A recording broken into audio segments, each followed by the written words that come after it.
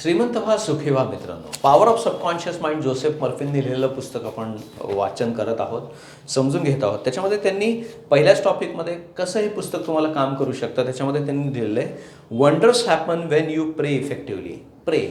प्रार्थना करायला पाहिजे.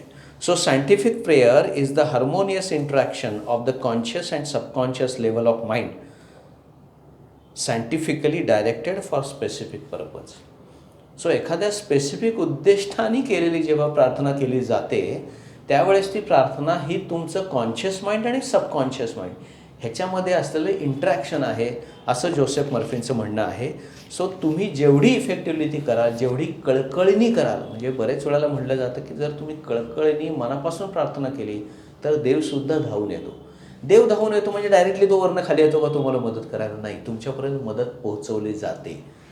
आणि जसं म्हणलेलं आहे की बरेचसे तुम्ही व्हॉट्सअपवरचे मेसेजसुद्धा वाचलेले असतील की भगवंताला प्रश्न पडला होता की लोकांनी मला सहजासहजी हुडकू नये, सहजासहजी मी सापडू नये म्हणून मी कुठं राहायला पाहिजे. तर त्याचा एक जो रिझल्ट आला तो असा की ते प्रत्येक माणसाच्या मनामध्ये तुम्ही राहा. म्हणजे माणूस स्वतःला स्वतःला सोडून बाकी सगळीकडे हुडकत राहील.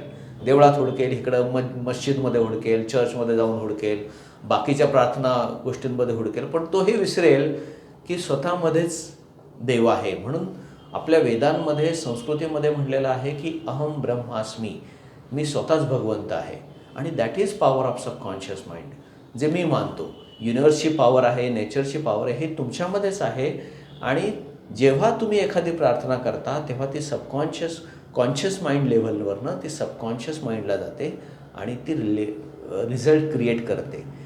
हे आत्ता तुम्ही मानावं असं मला अजिबात म्हणणं नाही आहे. तुम्ही ह्याचा अनुभव घ्या. जेव्हा हे पुस्तक आपण बोलणार आहोत त्याच्यामध्ये बऱ्याचशा गोष्टी सांगितल्या गेलेल्या आहेत. त्याचा जर तुम्ही अनुभव घेतला तर हळूहळू लक्षात घेतल्यात तर तुम्हाला हळूहळू याचे अनुभव यायला लागतील.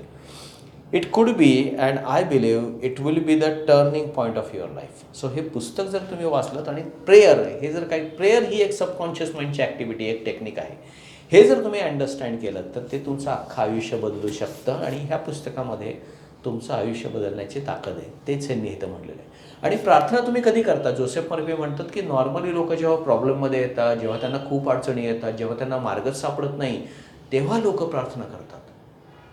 मग प्रश्न असा आहे की तेव्हाच का प्रार्थना करायची? प्रार्थना तुमच्या रोजच्या आयुष्यातला भाग का नाही बनू शकत? म्हणजे कशाला त्याची वाट बघायची की माझ्या आयुष्यामध्ये अडचणी यायला पाहिजेत? कशाला त्याची वाट बघायची की मला मार्ग मिळणार नाही? कशाला त्याची वाट बघायची की मला आयुष्यामध्ये खूप खूप मोठ्या आणि दुःखदायक घटना होतील, दुःखदायक प्रसंग होतील? कशाला त्याची वाट कशाला बघायची प्रार्थना करायला? प्रार्थना तुमच्या रोजच्या आयुष्यामधला एक भाग बनवा आणि तुमचं आयुष्य हे रोजच एक वेगळ्या पद्धतीने जगता येईल.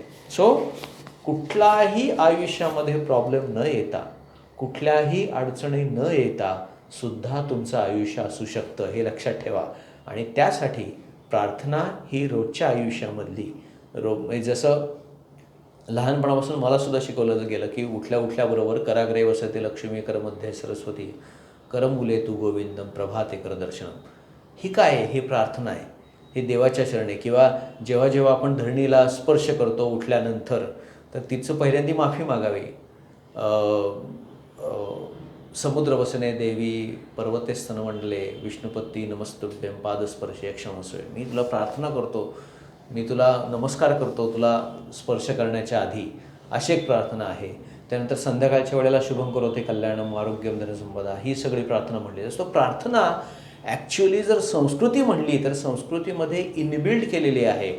पण दुर्दैवाने आपण मोठे झालो, आपण फार हुशार झालो, आपण मॉडर्न झालो आहोत, हे दाखवण्यासाठी ही संस्कृतीला लांब सोडणं, म्हणजे आपलं आहे ते वाईट आहे आणि परदेशी लोकांचं हे चांगलं आहे, हे म्हणणं म्हणजे मॉडर्नायझेशन, हे म्हणणं म्हणजे मी सुधारलो, अशी एक विकृत पद्धतीने ह्या समाजामध्ये पेरलं गेलेलं आहे. आणि आता आपल्या लक्षात येतं आहे की परदेशी माणसं येऊन आपली संस्कृती शिकायला लागलेली आहे. तर त्यांना हिते येऊन शिकावं लागतं, कारण का स्पिरिच्युअलिटी जी आहे ती भारतामध्ये आहे आणि अख्खं जग भारताला एक स्पिरिच्युअल नेशन म्हणून बघतं. आणि त्यामुळं स्पिरिच्युअल गुरु जे आहेत त्यांच्याकडनं किंवा हिमालयासारखा जो भाग आहे त्या प्रभागामध्ये जाऊन राहणारी परदेशी लोक प्रचंड आहेत. ती हितं फक्त मनशांतीसाठी येतात. कारण का जे ज्या गोष्टींना आपण आज फॉलो करत आहोत किंवा एक संस्कृती पुढारलेलं, पण आम्ही पुढारवादी, आम्ही सुधारलेलं हे म्हणून जे काही आपण ॲडॉप्ट करत आहोत ते ऑलरेडी परदेशी झालेलं आहे, परदेशी देशांमध्ये झालेलं आहे आणि त्यांची मनःशांती पूर्णपणे ढळलेली आहे. का? कारण का जे संस्कृतीमध्ये जे आपल्याला एक एक गोष्टी ऑलरेडी नेमून दिलेल्या आहेत, सांगितलेल्या आहेत, त्याच्यामागे जी सायंटिफिक गोष्ट आहे ती सायंटिफिक गोष्ट कुठेतरी लूज झाली. त्यामुळे आपल्याला सायंटिफिकली ते सांगता येत नाही आणि त्यामुळे काहीतरी हे खुळचट कल्पना आहे, ही अंधश्रद्धा आहे असं म्हणून आपण आपल्याच संस्कृतीला वाईट म्हणतो आणि मग दुसरं कोणीतरी येऊन ते जेव्हा शिकवतं तेव्हा आपण म्हणतो अरे वा छान छान छान, कारण का परदेशी शिक्का लागला ना त्याला. हे दुर्दैव आहे आपलं. सो त्या गोष्टी स्वतःच्या आयुष्यामध्ये, हे सुद्धा जोसेफ मर्फीने सांगितलेलं आहे की प्रार्थनेला तुमच्या रोजच्या आयुष्याचा भाग बनवा. सो ती गोष्ट लक्षात घेणं खूप आवश्यकता आहे आणि प्रत्येकजण प्रार्थना करतो असं त्यांनी म्हणलेलं आहे. हां, तेच unique feature of this book. या बुकमध्ये काय आहे? The unique feature of this book is it's down to earth practicality. जे तुम्हाला प्रॅक्टिकली इम्प्लिमेंट करता येईल अशा गोष्टी ह्या पुस्तकामध्ये दिलेल्या आहेत. Here you are presented the simple usable techniques and formulas which you can easily apply in your day to day activities. यांनी आणलेलं वर्क डे वर्ल्ड. सो रोजच्या आयुष्यामध्ये सहजासहजी वापरणारे टेक्निक ह्या पुस्तकामध्ये दिलेले आहेत. सो ह्या पुस्तकामध्ये तुमचं आयुष्य बदलण्याची ताकद आहे आणि ह्याच्यामध्ये जे छोटे छोटे टेक्निक दिलेले आहेत हे तुम्हाला इम्प्लिमेंट करायचे. सो मित्रांनो, स्टे कनेक्टेड.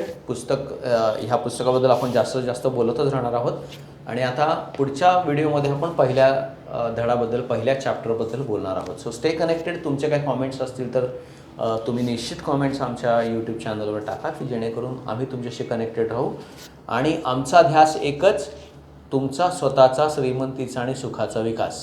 आमचा ध्यास श्रीमंती आणि सुखाचा विकास. धन्यवाद.